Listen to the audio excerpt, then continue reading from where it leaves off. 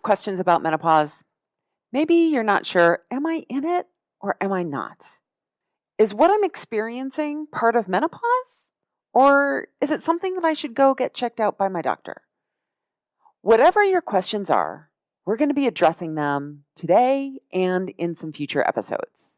So get ready because we're covering a lot. You are listening to the Done with Dieting podcast, the podcast for women in midlife who are done with dieting but still want to lose weight and feel good in your clothes. You know that diets don't work long term, but you feel like there's this secret that everyone else knows that you just haven't figured out yet. I am your host, Elizabeth Sherman, and I've helped hundreds of women get off the diet roller coaster, change their relationship with food, exercise, and their bodies. Through this podcast, my goal is to help you too. Welcome. Let's get started. Hi, everyone. Welcome to our podcast today.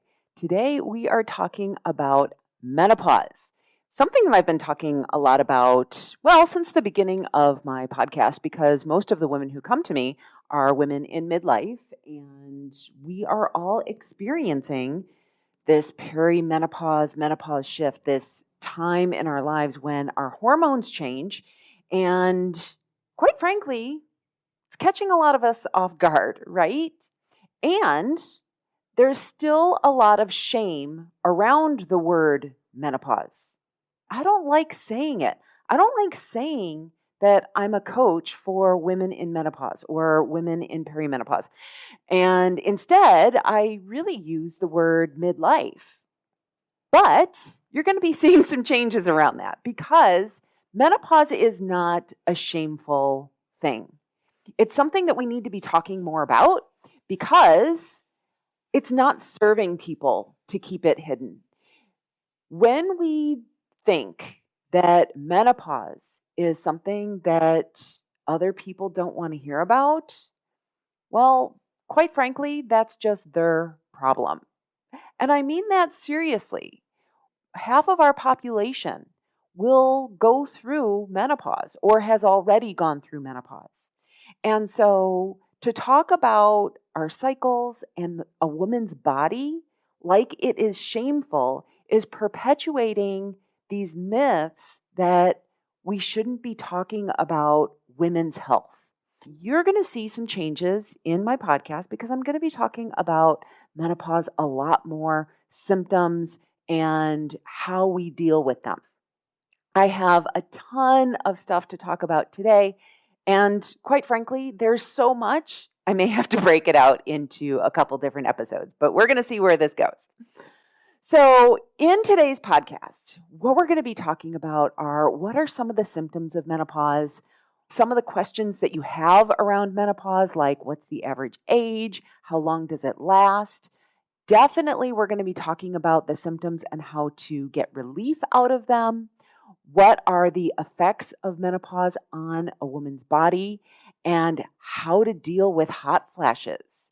Also, we'll be talking in future episodes about some of the treatments, how to maintain good health in menopause, and then also all of the other things, most of which many of you come to me for, which is the midlife weight gain. So we're going to be dealing with all of those topics, not just today, but through future episodes as well. So let's get started.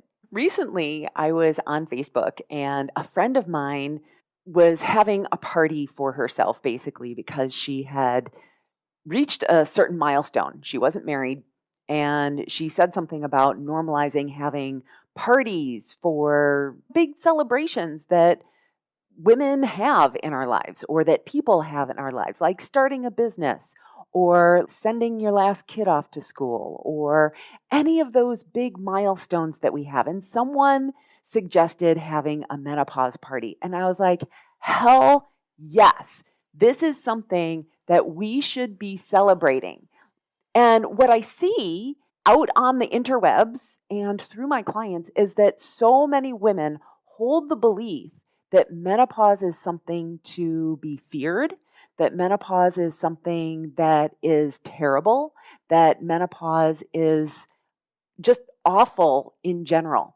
And I have not had that experience. I have actually felt way more liberated in my life since I have experienced menopause. And what I love about the idea, going back to the party for just a second, imagine having this menopause party where you give away all of your menstrual aids and you burn your period panties and all of those other things that go along with menses, right? That go along with having your cycle every single month. Not having your cycle every single month is so freaking liberating. It takes so much pressure off of us. But what happens, the negative, quote unquote, negative parts of that are that our body is changing. And one, many of the women who came before us didn't really prepare us very well for what those changes would be and normalized it because menopause is such a shameful topic that men don't want to hear about it, right? That men don't want to hear about cycles. Men don't want to hear about periods. Men don't want to hear about all of this stuff. So what that does is it keeps us from sharing it. We find it to be shameful. We find it to be something that we don't really want to talk about very much. And so we don't talk about it with our partners. We don't talk about it with our sons.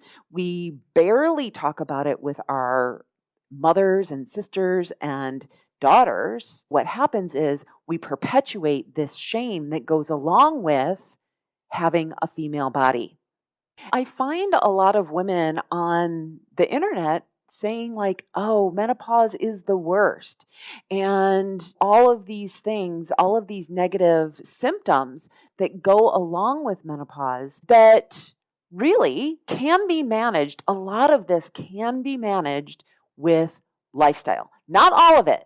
I want to be very clear here that not everyone is going to have the same amounts of success with managing their hormonal cycle, their hormones, through lifestyle behavior change. However, I will tell you that lifestyle and behavior change can help us to manage the symptoms where medical intervention then can take over. So just be aware that I do not hold the belief that all you have to do is take some vitamins, kind of like Tom Cruise. What we can do is we can do many things through managing our eating habits, through managing our physical activity habits, through our sleep and managing our stress. And then whatever is left over, then we can go to our doctor and say, hey, I'm having this problem still. What can we do about it medically? My goal for today is to educate you on what menopause is, what to expect, and provide you with a few tools to help you deal with the symptoms and the treatments. So let's start with the definition of what is menopause. Oftentimes, when we talk about menopause, we'll ask, are you in menopause? And technically, menopause is a date. It is a point in time. And so you are either premenopausal or you are postmenopausal. So that date in time, many of us will know when we've crossed that date in time because we will not have had a cycle for a period of 12 months. And once we cross that date, then we are what's called menopausal. Now, menopause, being in menopause, there are actually two different phases. There's the close menopause, which it can usually last anywhere from the date that we cross over to about 6 years. And then there's the far menopause, which is like the time after that. Those first 6 years, though, you can still experience symptoms. And those symptoms will range. And I'm going to talk about that in just a little bit. Now, before we hit that date and time, we have two different phases. We have our reproductive years, and then we also have, as we get closer, we start to move out of those reproductive years, we have what's called the perimenopausal years. And that's when will start to experience some hormonal fluctuations. It's going to be different for everybody. And that's true for all of menopause. There are something like 34 different symptoms of menopause.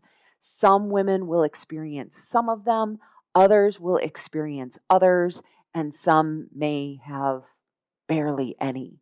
And so, what I've noticed with my clients is that your experience of menopause really has a correlation to how you experience PMS when you are having cycles. So, what I find, for example, that many women who had really painful PMS growing up, that they also experience painful and large fluctuations of menopause symptoms.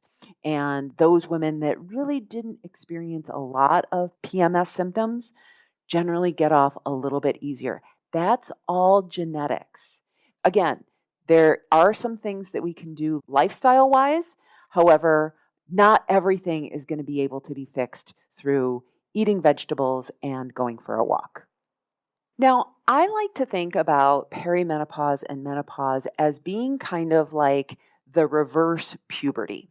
When we're children, we don't have the hormones that would allow us to reproduce.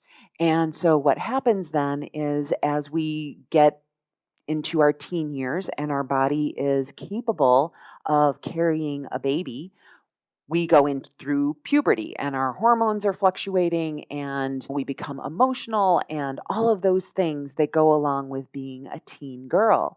As we age, our body stabilizes, right?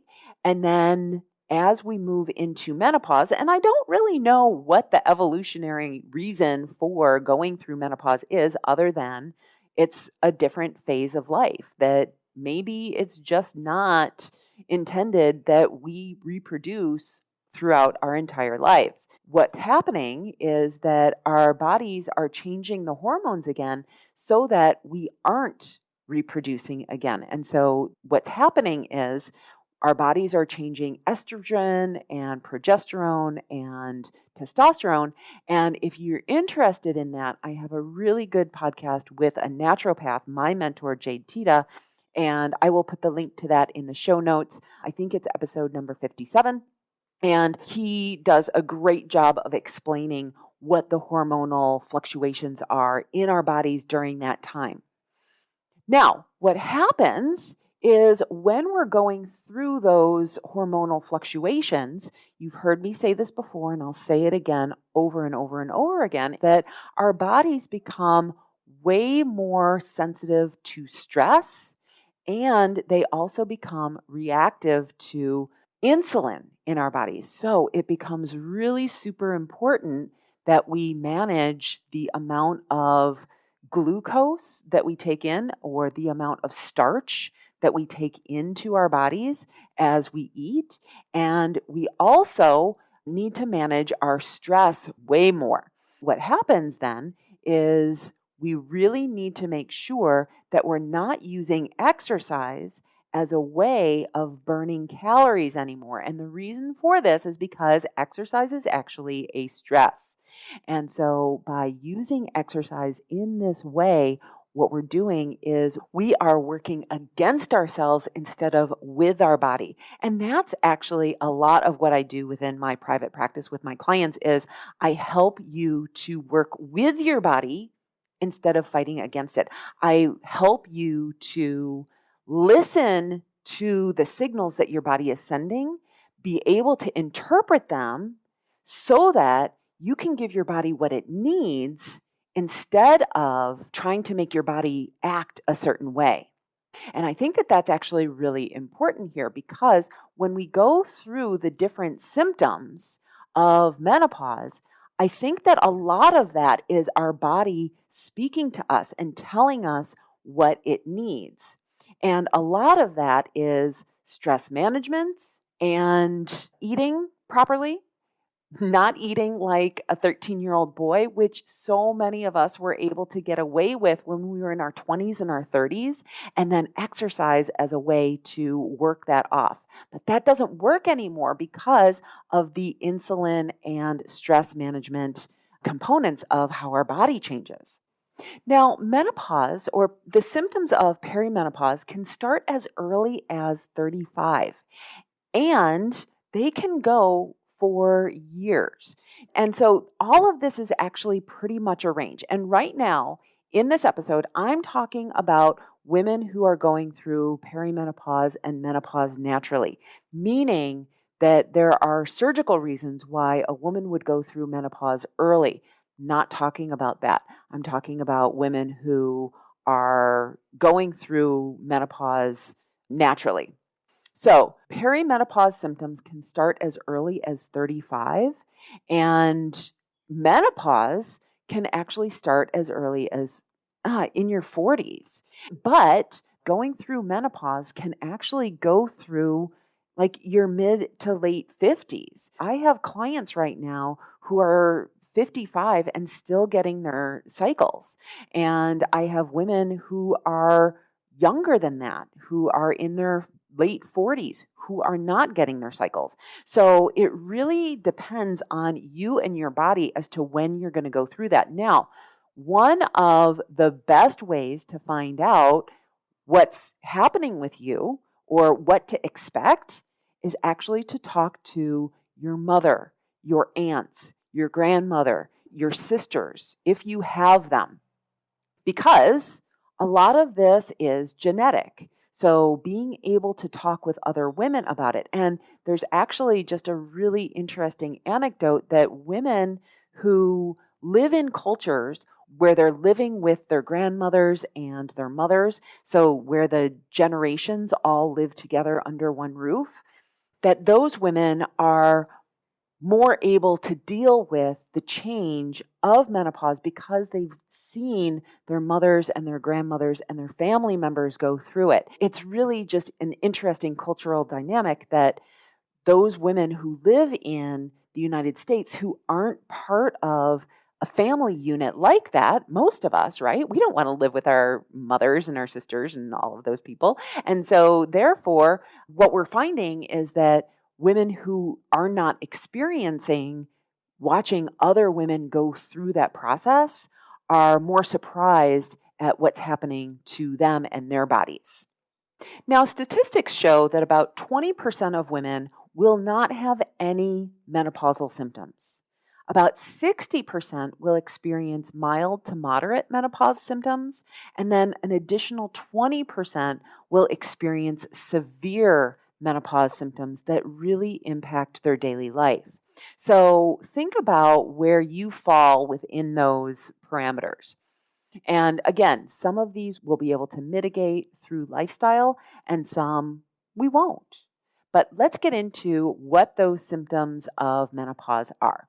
So there are three different symptom groups related to menopause. And so the first one is vasomotor symptoms. These are symptoms that relate to the constriction or dilation of blood vessels. Second is dryness or painful sex symptoms. And that's because estrogen generally helps to maintain your vaginal lubrication and elasticity. And then the third one is difficulty sleeping or insomnia symptoms. And again, changing estrogen levels are thought to be at the center of these types of symptoms. So we're going to go through many of these and see how they interact with one another. The most common symptoms of menopause are having, first of all, irregular periods. So that's what you would experience in perimenopause. When you're experiencing irregular periods, that's probably a really good indication that you are moving into perimenopause. We also have hot flashes, night sweats, insomnia, vaginal dryness, mood swings, and weight gain.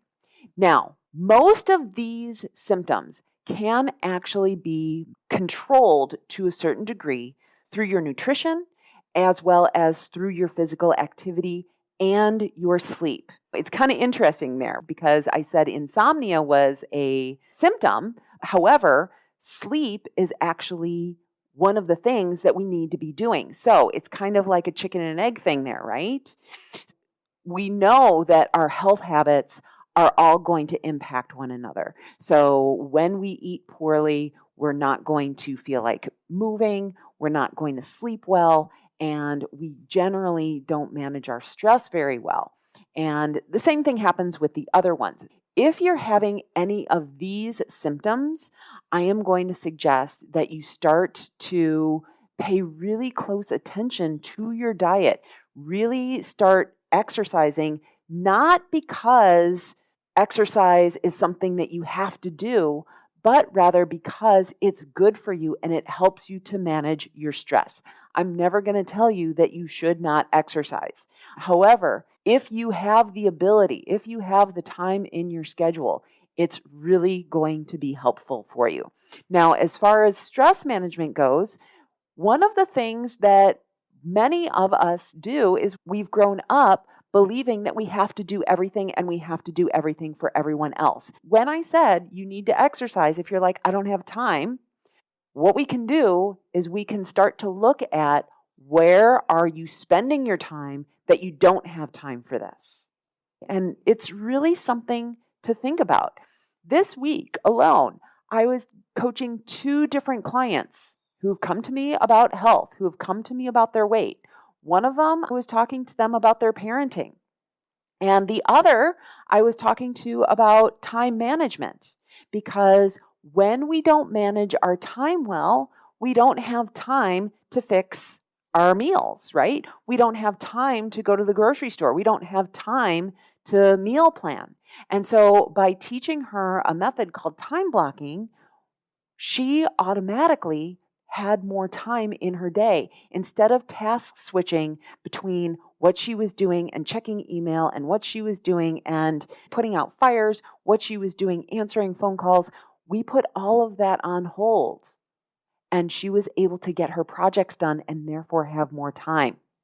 So when we talk about stress management, we really want to focus on what are you doing? Where are you spending your time? How do you think about your problems? Now, the next symptoms are mostly psychological. So having memory lapses, experiencing depression and anxiety, experiencing panic and irritability. Some of that is definitely hormonal.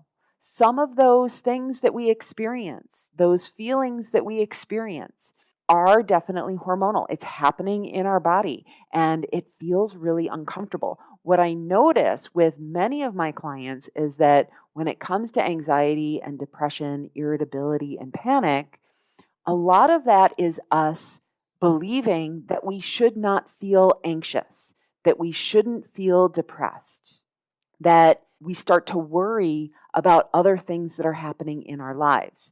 Now, through doing thought work, we can get rid of the things that are occupying our mind that are making us feel anxious. And then sometimes our bodies just feel anxious and it's 100% okay. It doesn't mean that anything has gone wrong. It might not feel good, but it doesn't mean that anything has gone wrong. And when we talk about panic, generally what happens is when we're telling ourselves that we shouldn't feel anxious, then at night, when we're slowing ourselves down and we're relaxing, our body is like, oh my God, now is the time to feel anxious. So if you're having panic attacks when you're feeling relaxed, that is exactly why. And if that's happening to you, I am for sure going to suggest that you reach out to me to talk about how coaching can help you. So you can either do that through one-on-one coaching, or you can join my group coaching program, the Feel Good Sisterhood.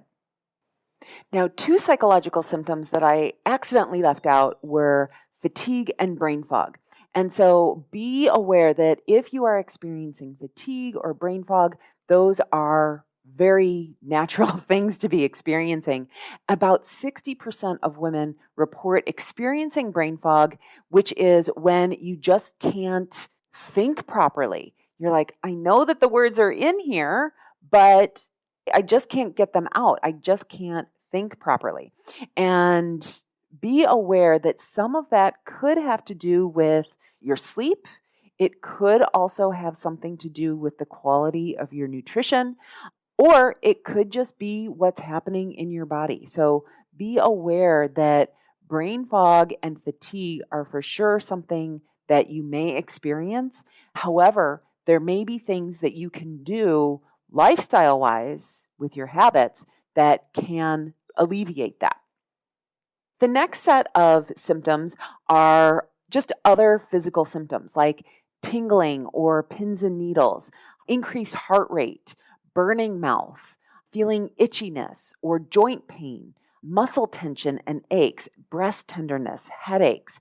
Those are all things that could be a factor of diet and nutrition. I know that for joint pain and joint aches and things like that, there are certain foods that are inflammatory. And if we can identify if those foods are causing the shift in our body, then we can eliminate them and feel a little bit better. Same thing for headaches. So just be aware that even though you aren't doing anything different in your daily life, you're eating the same foods, you're doing the same workouts, you're doing everything the same, your body is changing. And therefore, things that you weren't experiencing before, because of these changes, your body is suddenly changing and your body is having a different reaction to them than before.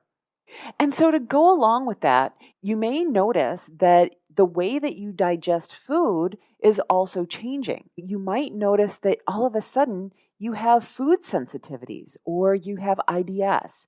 All of a sudden you're getting food cravings. Your tastes in food have changed, or you're experiencing bloating. All of these things we can address through making nutritional changes in your diet, potentially managing your stress through what's called cognitive behavior therapy, thinking about your problems a little bit differently so that it doesn't make them so severe. And then finally, you'll experience some physical changes. So you'll notice that you have thinning hair, maybe you have brittle nails. And so all of these things actually kind of go along with the changes in estrogen, progesterone, and testosterone in our bodies. All of these things can happen to any one of us. It's really important for you to realize that if any of these things are happening to you, nothing has gone wrong. Now, I know that many of us resist any new changes. We're like, why can't it be the way that it was before? Why is it that I, as a woman, have to deal with this when my husband doesn't? Right? We all get really resentful of our partners because our partners aren't experiencing these same symptoms. Men don't have to go through all of this. Why is this the woman's problem? But that's not really a very helpful thought, being resentful of your partner because of something that's happening with your body. But I think that the bigger issue here is that we think that it's unfair because we haven't been expecting it. And so, going back to the beginning of the episode, when I was saying that we need to talk about this more, we need to open up the conversation about it more. Menopause is a diagnosis that happens to 50% of the population. And so the more that we talk about it, the more that we normalize it, especially, and this is going to sound radical for many of you, in the workplace. When we talk about it openly, because we need to start having these conversations. It's a feminist act to start talking about this and not make it something taboo. When we can talk about, like in a meeting, oh, I'm sorry, I totally lost my train of thought because I have brain fog because I'm in menopause. Let's wait until this thought comes back around. Or the other one is, I'm having a hot flash right now. I need to take a second and drink a glass of water. So when we can normalize these types of conversations, either at the dinner table or with our friends or even in our workplace, what's going to happen is it's going to make things so much easier for future generations. Okay, I know that I went through a lot of that rather quickly. As I said, I'm going to do follow-up episodes where we're going to talk about the nuts and bolts of each of these in way more detail. Now, here's what I want you to do. I want you to share this episode with other women who you are close to, who you know are experiencing problems either mentally or physically or emotionally going through this period in their lives. So share this episode, because the more that we share with other women, the more that we are going to be able to, again, normalize all of the women going through this period in our lives. That's all I have for you today. Have an amazing week, everyone, and I will talk to you next time. Bye-bye. Hey, if you enjoyed listening to this podcast, you have to come check out the Feel Good Sisterhood. It's my small group coaching program where we take all of this material and we apply it. We figure out what works for us, and we don't ever look back at another diet ever again. Join me over at elizabethsherman.com/group coaching. I'd love to have you join me in the Feel Good Sisterhood. See you there.